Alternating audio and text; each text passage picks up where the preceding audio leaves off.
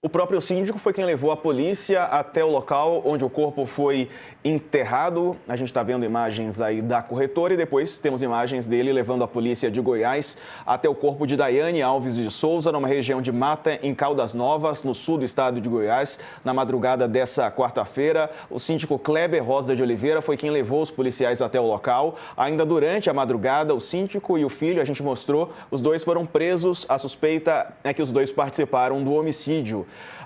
Fato é que o desaparecimento dessa mulher, o caso teve início lá no dia 17 de dezembro do ano passado.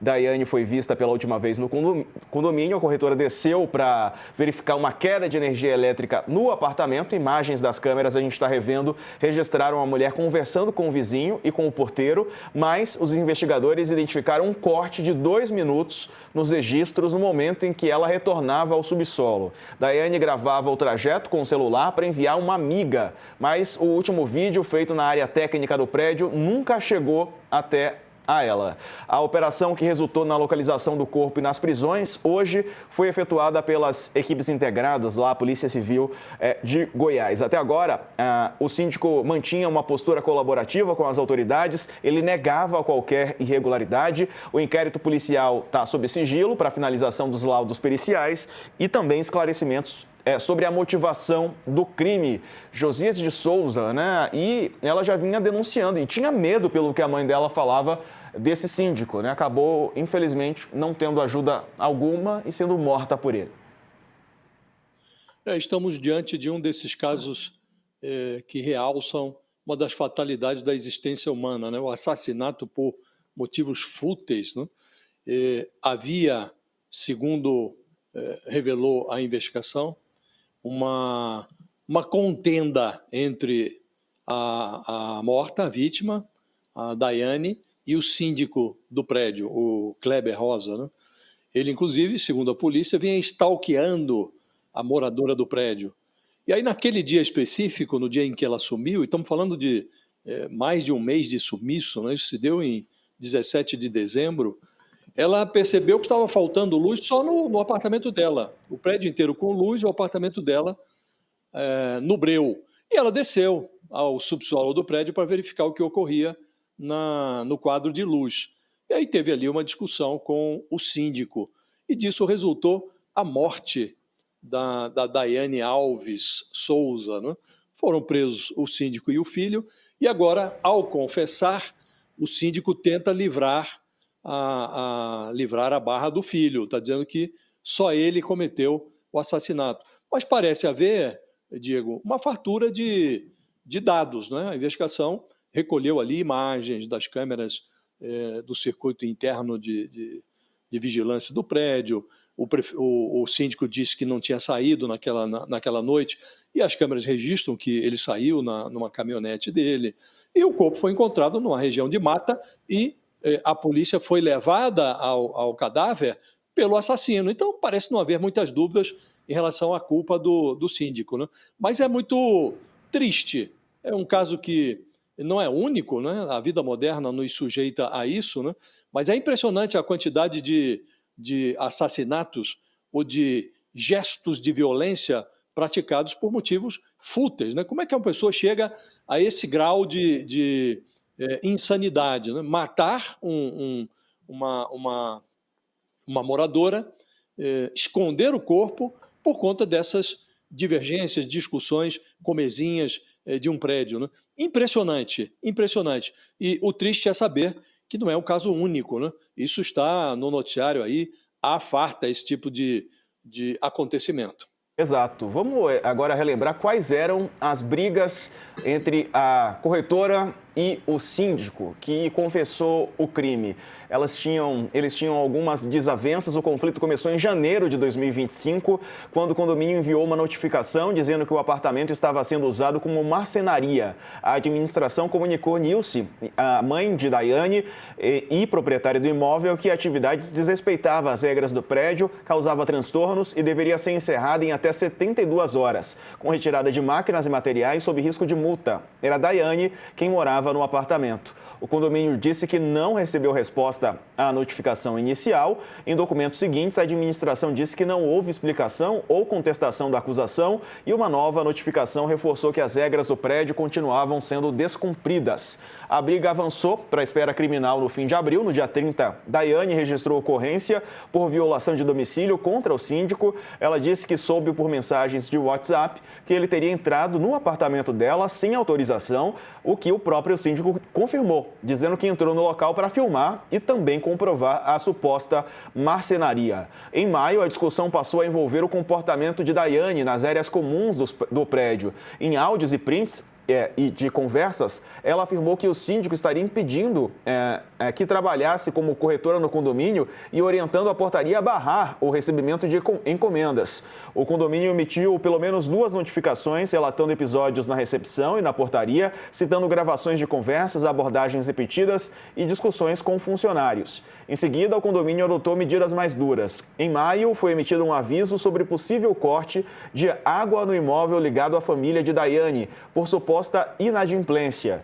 Em agosto, o síndico fez uma assembleia para a votação sobre uma expulsão de Daiane. Entre os 19 pontos listados, estava também aí a administração afirmava que ela exercia atividade profissional de corretagem sem autorização.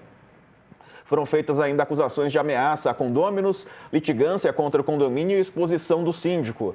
Daiane negou todas as acusações. A maioria dos moradores votou pela saída de Daiane do condomínio. A medida foi suspensa pela Justiça depois de um recurso de Daiane ao Juizado Especial Civil.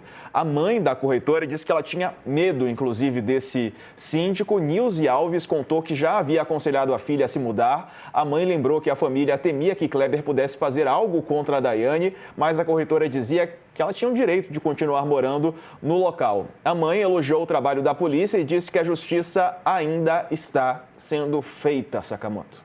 2 coisas para destacar.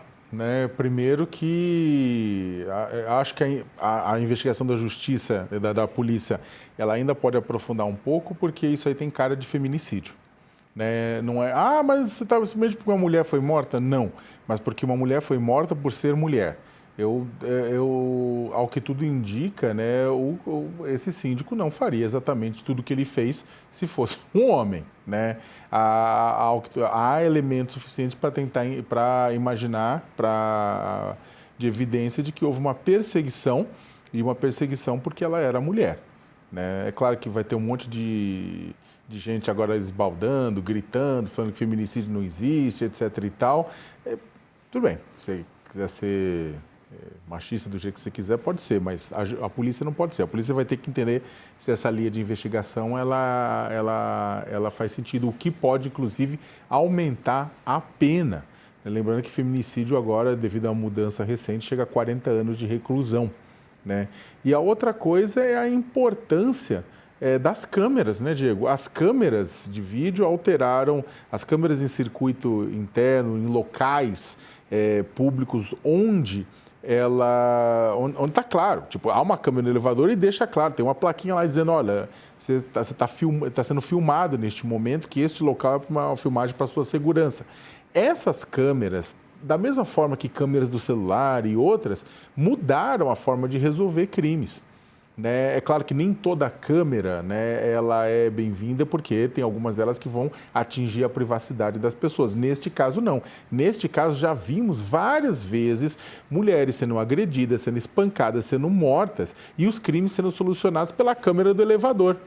Exatamente mostrando que ela entra e não sai, que ela entra e acaba sendo arrastada por outra pessoa, que ela é socada por outra pessoa dentro do elevador. Então, estas câmeras acabam sendo utilizadas para desvendar esses crimes, e aí a gente tem que saudar isso. E, é claro, as câmeras dos próprios celulares que têm sido responsáveis por denúncias, desde casos de violência doméstica até violência policial, de uma forma muito firme, Agora, infelizmente, a gente é o que o Josias falou, é um motivo tão idiota, é um motivo tão fútil, que exatamente por conta disso eu acho que há uma possibilidade de você, investigando, você descobrir que também tinha feminicídio no meio que o crime poderia ser enquadrado como feminicídio, Diego. Tem isso ainda, né, Josias? Porque muito valentão, só é valentão com mulher, né? É um fato, isso está. O número de feminicídios no ano passado bateu recorde, né? E nós temos que lidar também com essa realidade, né? E até por essa razão, é preciso que esse tipo de episódio seja punido de forma muito exemplar, né? E parece não haver dúvidas quanto a, primeiro, a existência do crime, o assassino já identificado, já confessou o assassinato, e agora resta concluir a investigação e mandar para a justiça, né? E o que se espera é que as pessoas olhem para isso. Ainda ontem eu estava vendo aqui no Distrito Federal uma festa de adolescentes, e 2 adolescentes saíram, isso está sendo noticiado, muito noticiado aqui em Brasília, e discutiram fora da festa, e um deles deu um soco no outro, empurrou em direção ao automóvel, bateu a cabeça, ficou com traumatismo craniano e está internado agora em coma, né? Entre a vida e a morte e tal. Esse tipo de confronto banal não pode. As pessoas têm que ter noção do valor da vida, né? E valorizar um pouco mais a vida do outro e a sua própria vida. Esse síndico, se a justiça funcionar como se espera que funcione, ele acabou com a vida dele também, né? Vai pegar alguns anos de cana e serão muitos anos, de novo, se a justiça funcionar como se espera, serão muitos anos de cana. As pessoas devem olhar para esse tipo de episódio e pensar 200 mil vezes antes de sair do sério diante de situações conflituosas. O ser humano, em tese, supostamente, porque agora já estão matando até cachorro em Santa Catarina, mas supostamente o ser humano dispõe de inteligência suficiente para refletir em momentos como esse, né? Mas aqui estamos, sim, diante de um caso, como você realçou. Eu também não tenho muita dúvida em relação a isso, Diego. Só agiu assim o síndico de forma tão truculenta porque tinha do outro lado uma mulher. Se fosse um homem, a conversa seria diferente. Tende a ser assim no Brasil e em outras partes também. Mas aqui a gente tem convivido muito com isso, né? Mulheres que morrem porque são mulheres e porque os agressores sentem ou imaginam que, diante de alguém mais teoricamente frágil, podem fazer o que bem entender, e aí dá nesse tipo de episódio, né? Que acaba em morte.